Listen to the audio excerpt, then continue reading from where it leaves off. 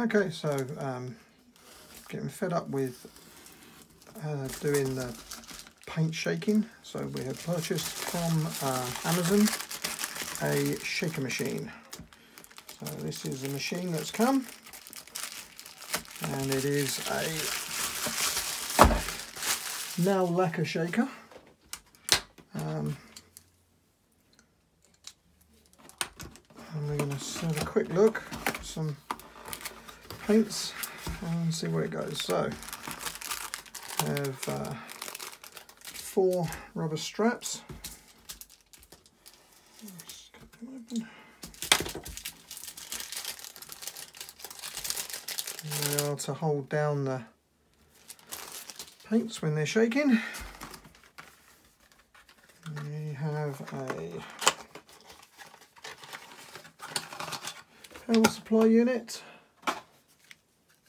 which I will quickly plug in.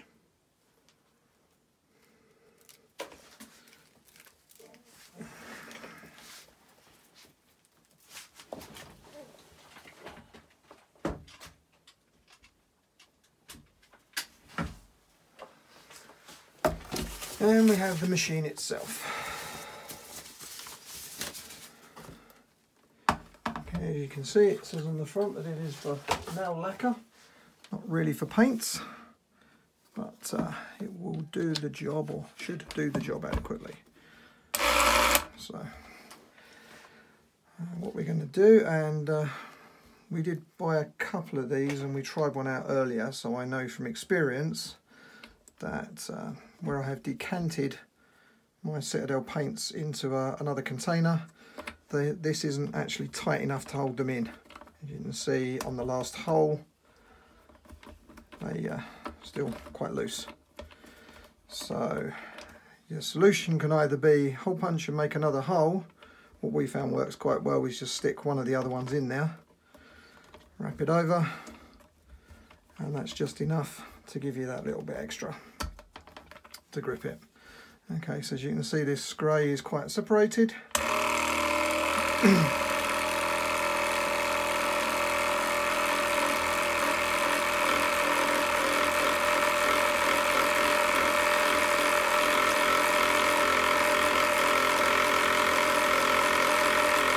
So that was about 15 seconds. There are no instructions that came with this, and that looks pretty good now. Have a quick look. I've got a wet pad over here. And I will say they do look a bit watery. I have watered these paints down a little bit. But yeah, that looks reasonable for urethane grey.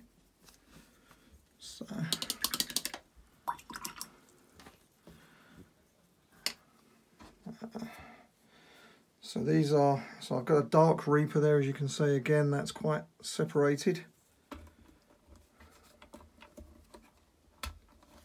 As I say, there was no instructions that came with this, but from watching other people's videos, I understand that about 30 seconds is as much as you want to use in one go.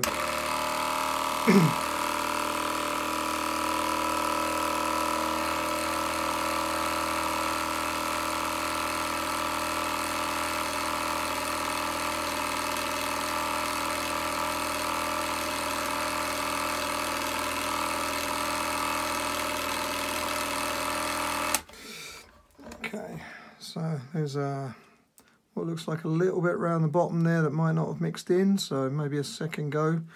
Let's have this does have an agitator in this one as well. Let's have a quick look and see what it looks like. Oh, it's actually not too bad. So there is still some pigment that isn't mixed in completely, but it's not awful, and you could have a second run at that to get the rest of the pigment in.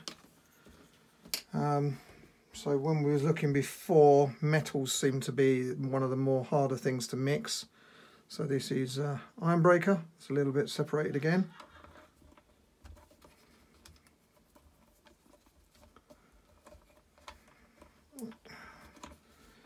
I will say that these paints are not ones that I use a lot of, hence why they are quite badly separated.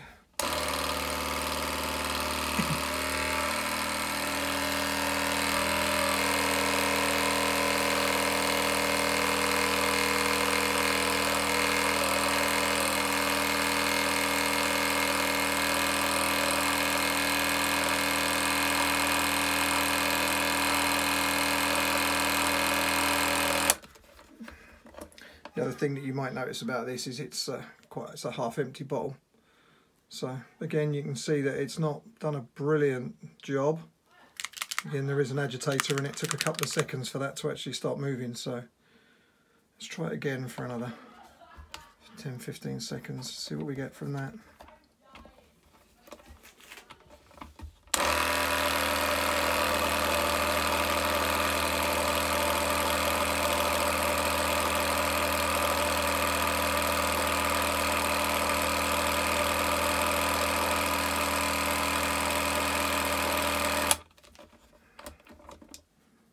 It's not done a bad job, I suppose. Let's have a little look on the pad. Not sure.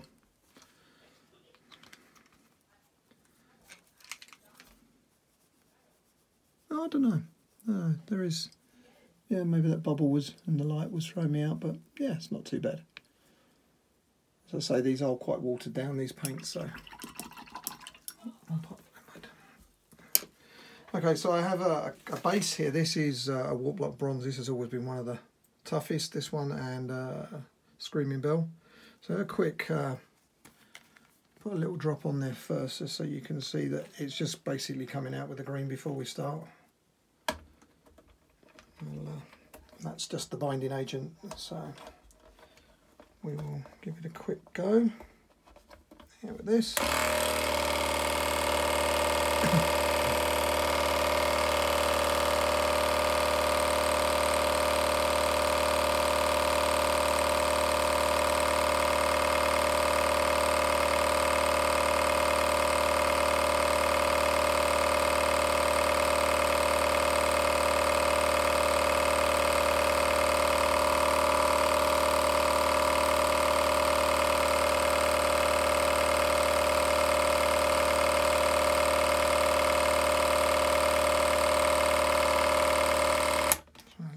For about 30 seconds, which is told is about the most you should do in a single.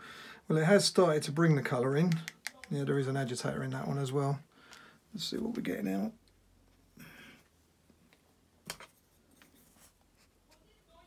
Well, we're getting the bronze out, so it's, although it's not a perfect mix looking at the bottle, it's actually, there's a little bit in there still. You can see the binding agent in there, but it's for a one-off for a paint that I use about once a year.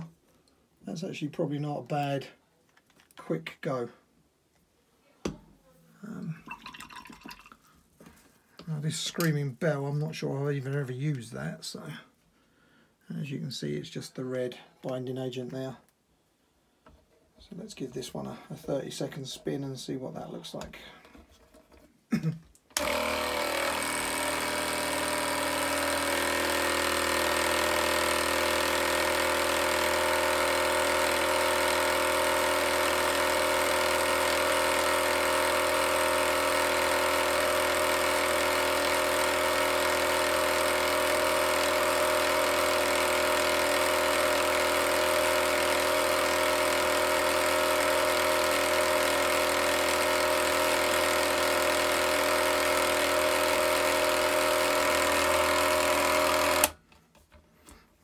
Already looks way better. Again, there is an agitator in there. And again, it's not done an awful job of bringing up the metallics. I don't know. Maybe not a wonderful blend of that one. No, it's not done a fantastic job with that one, I would say. Give it another quick run through, see what we get.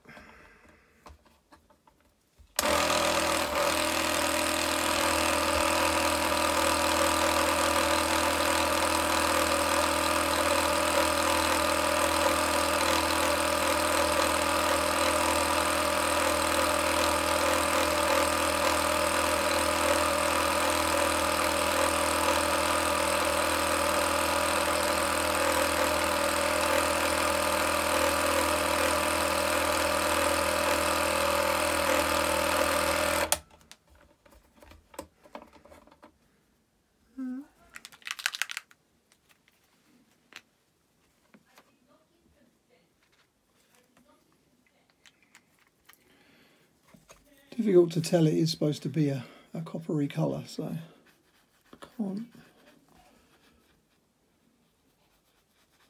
really tell from the paper how well that's done. It certainly looks more coppery than the first one. Let's use a base of a figure here. It's actually, its coverage is pretty good at that point. So I would say you've got a fair amount of metallic pigments coming into the colour there. Not too bad. Yeah, it's possible. So as I say, you can see mostly I've got Citadel paints. I do have a couple of Vallejo paints, so I thought in the interests of science we'd have a look at one or two of them. So there's that one, as you can see, quite heavily, and as I say, I very rarely use these, so can probably do without the strap this time. I don't know, I think I'll still use it. It's just that little bit loose. As I say, this is designed for nail lacquers, so probably excusable that doesn't really quite fit a paint pot, especially the small ones. And you can already see that's made a big difference.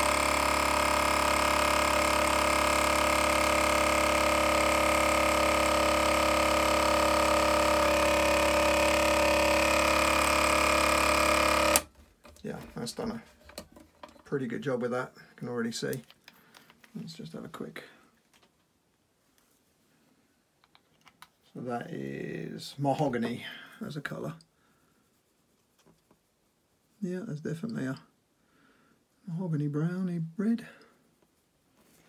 So yeah, that was quite badly separated, as you could see from the thing. Last one, there's a red there. You can see the orange. And you can see the darker pigment down the bottom. And again, straight away it's mixed it. Obviously seems to work better with these slightly bigger bottles than it does with these decanted bottles. So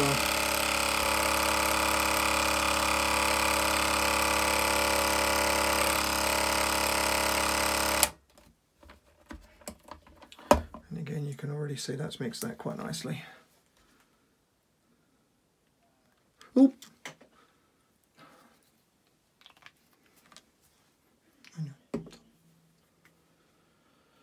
Okay, so yeah, that's worked. One last thing just to have a look. I've got contrast paints here, and it looks like they'll fit okay. Yeah, I mean, how effective they'll be on contrast paints, I know the pigments do settle, but it certainly does fit them. So I hope that's of some help if you're looking at buying something like that.